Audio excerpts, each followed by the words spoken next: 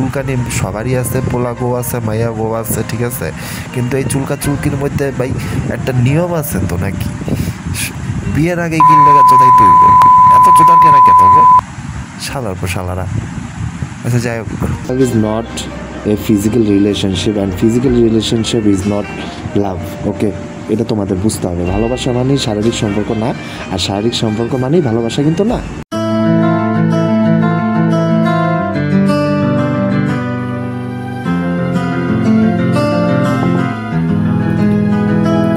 Physical relationship, right? Fucking physical relationship.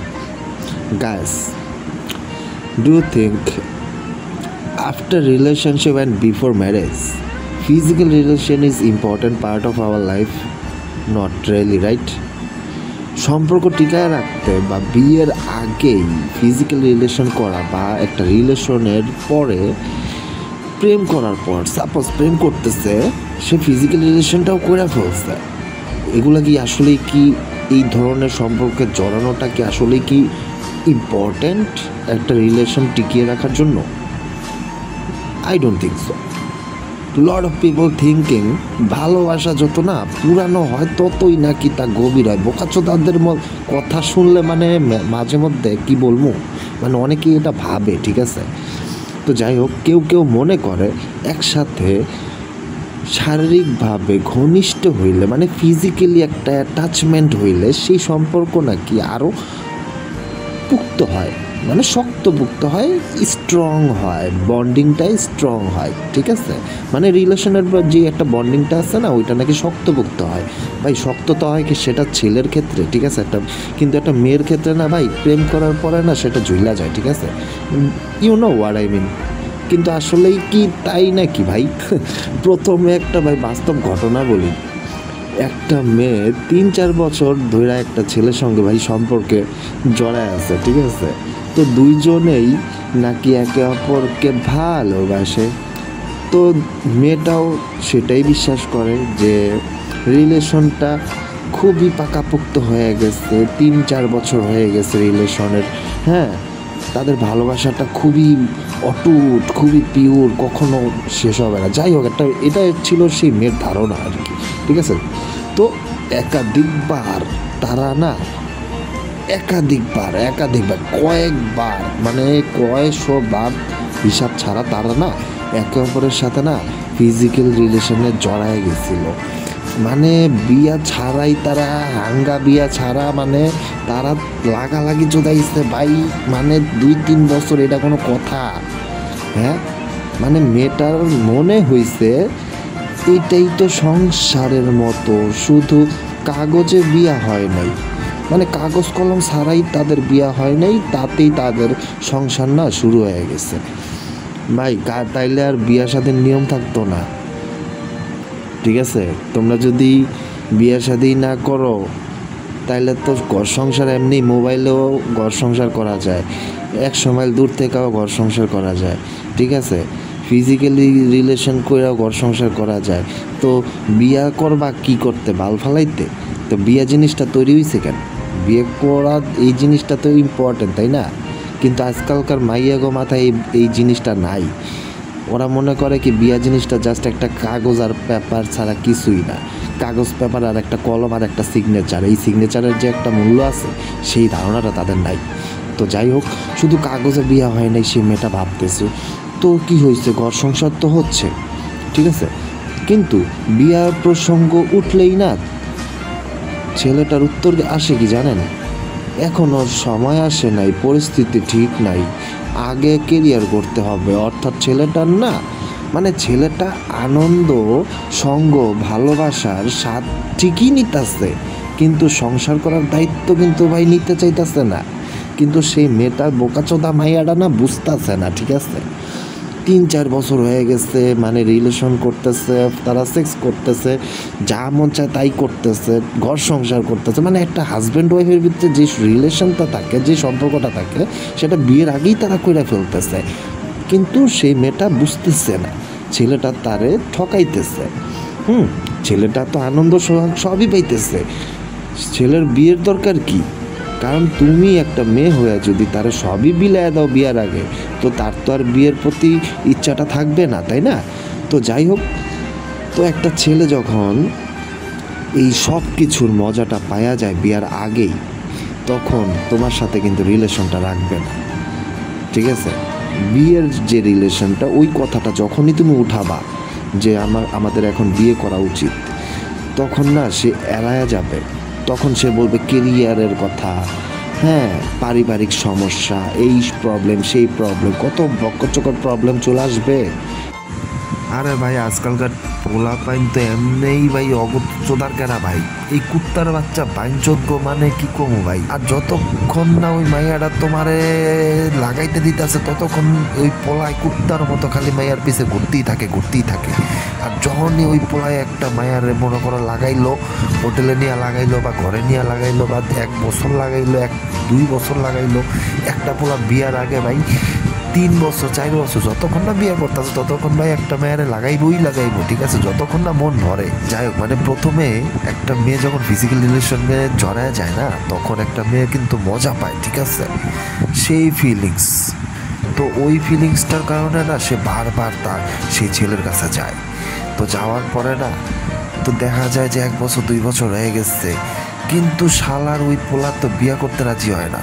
তখন যে মাইয়ার মাথায় আক্কল বড়া দায়ে যে শালা এত বছর ধরে শালার ঘরে শালারে লাগাইতে দিলাম, খানকির পোলা বিয়েই করে না মায়ের বাপ, কাহিনি কি ভাই? তোরা মানে চোর গেলে বুদ্ধি আহে না, এমন একটা অবস্থা, ঠিক আছে? যখনই সাউ আর কেরা মিটটা যায় তখনই তখন মাথায় বুদ্ধি আহে ভাই, কিল লাগায়। আর আগে বুদ্ধি থাকে না তখন।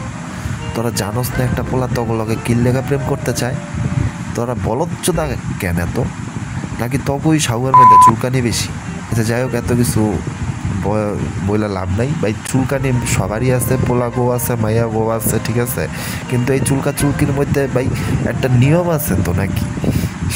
বিয়ের আগে কিল লেগা চোদাই তুই এত চোদার কেনা কে তবে শালার পর শালারা। আচ্ছা যাই হোক, তো 1 নম্বর পয়েন্টে বলি, একটা ছেলের এই ধরনের মেন্টালিটি কেন হয়, একটা ছেলে কেন এরকম করে ভাই? আমি বলি, সহজে যেটা না পাওয়া যায় তার মূল্য না কইমা যায়। তুমি সহজেই তোমারে বিলায় দিচ্ছ একটা ছেলের কাছে, তো তোমার মূল্যটা তো তার কাছে থাকবে না। একজন ছেলের যদি দেখে বিয়া ছাড়াই তার সব শারীরিক চাহিদা পূরণ হইতেছে, তবে সে কেনই বা বাড়তি দায়িত্ব কাঁধে নেবে?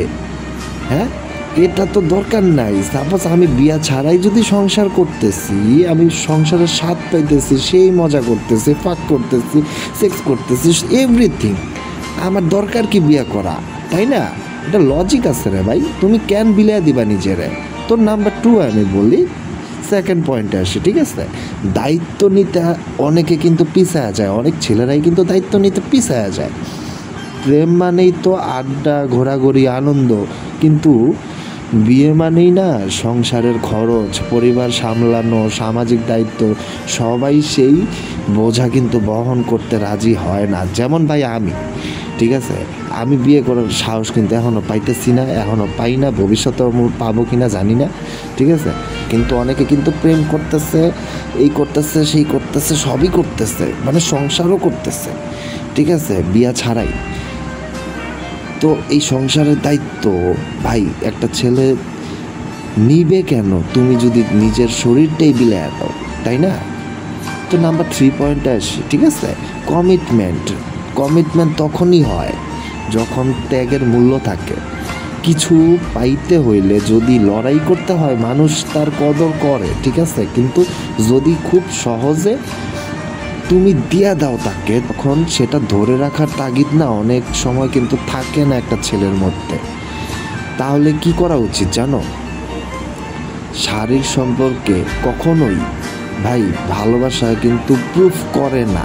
Physical relation is not proof of fucking relationship.